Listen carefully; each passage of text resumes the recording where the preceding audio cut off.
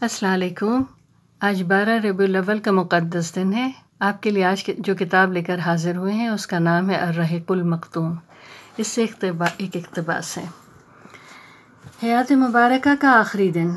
حضرت انس رضی اللہ تعالیٰ عنہ کا بیان ہے کہ دوشنبہ کے روز مسلمان نماز فجر میں مصروف تھے اور ابوبکر صدیق رضی اللہ تعالیٰ عنہ امامت فرما رہے تھے کہ اچانک رسول صلی اللہ علیہ وسلم نے حضرت عائشہ رضی اللہ تعالیٰ عنہ کی حجرے کا پردہ ہٹایا اور صحابہ کرام جو صفیں باندھے نماز میں مصروف تھے نظر ڈالی، پھر تبسم فرمایا۔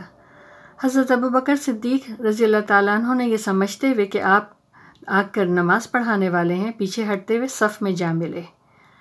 حضرت انس کا بیان ہے کہ رسول صلی اللہ علیہ وسلم کے اس اچانک ظہور سے مسلمان اس قدر خوش ہوئے کہ چاہتے تھے کہ نماز کے اندر ہی فتنے میں پڑ جائیں، یعنی آپ کی مزاج پرسی کے لیے نماز توڑ دیں۔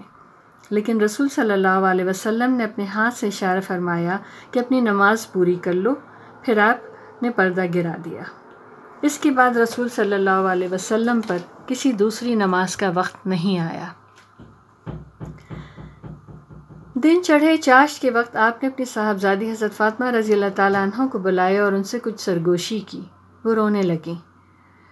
آپ صلی اللہ علیہ وسلم نے انہیں پھر بلایا اور کچھ سرگوشی کی تو وہ ہنسنے لگیں۔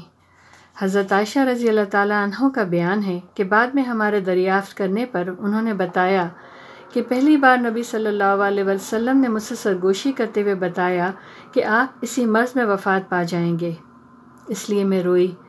پھر آپ صلی اللہ علیہ وسلم نے مجھ سے سرگوشی کرتے ہوئے بتایا کہ آپ صلی اللہ علیہ وآلہ وسلم کے اہل و عیال میں سب سے پہلے میں ہی آپ کے پیچھے جاؤں گی۔ اس پر میں ہنسی۔ نبی صلی اللہ علیہ وسلم نے حضرت فاطمہ رضی اللہ تعالیٰ عنہ کو یہ بشارت بھی دی کہ آپ ساری خواتین کی سیدہ ہیں۔ اس وقت رسول صلی اللہ علیہ وسلم جس کرب سے دوچار تھے اسے دیکھ کر حضرت فاطمہ رضی اللہ تعالیٰ عنہ بے ساختہ پکار اٹھیں، ہائے ابا جان کی تکلیف۔ آپ صلی اللہ علیہ وسلم نے فرمایا کہ تمہارے ابا پر آج کے بعد کوئی تکلیف نہیں۔ آپ نے حسن اور حسین رضی اللہ تعالیٰ عنہ کو بلا کر چوما اور ان کے بارے میں خیر کی وصیت فرمائی۔ ازواج مطہرات کو بلایا اور انہیں واعظ و نصیحت کی۔ آپ نے صحابہ کرام کو وصیت فرمایا نماز نماز اور تمہارے زیر دست۔ آپ نے یہ الفاظ کئی بار دہرائے۔ پھر نزاع کی حالت شروع ہو گئی اور حضرت عائشہ رضی اللہ تعالیٰ عنہ نے آپ کی اپنے اوپر ٹیک لگوا دی۔ ان کا بیان ہے کہ اللہ کی ایک نعمت مجھ پر یہ بھی ہے کہ رسول صلی اللہ علیہ وسلم نے میرے گھر میں میری باری کے دن میرے سینے سے ٹیک لگائے ہوئے وفات پائی، اور آپ کی موت کے وقت اللہ نے میرے لعاب اور آپ صلی اللہ علیہ وسلم کا لعاب اکٹھا کر دیا۔ ہوا یہ کہ عبد الرحمن بن ابی بکر آپ کے پاس تشریف لائے، ان کے ہاتھ میں مسواک تھی۔ رسول صلی اللہ علیہ وسلم مجھ سے ٹیک لگائے ہوئے تھے۔ میں نے دیکھا کہ آپ مسواک کی طرف دیکھ رہے ہیں۔ میں سمجھ گئی کہ آپ صلی اللہ علیہ وسلم مسواک چاہتے ہیں۔ میں نے آپ سے پوچھا کہ آپ کے لیے لے لوں؟ آپ صلی اللہ علیہ وسلم نے سر کے اشارے سے فرمایا کہ ہاں۔ میں نے مسواک لے کر آپ صلی اللہ علیہ وسلم کو دی تو وہ آپ کو کڑی محسوس ہوئی۔ میں نے کہا میں اسے آپ صلی اللہ علیہ وسلم کے لیے نرم کر دوں؟ آپ نے سر کے اشارے سے فرمایا ہاں۔ میں نے مسواک نرم کر دی اور آپ صلی اللہ علیہ وسلم نے نہایت اچھی طرح مسواک کی۔ آپ صلی اللہ علیہ وسلم کے سامنے کٹورے میں پانی تھا۔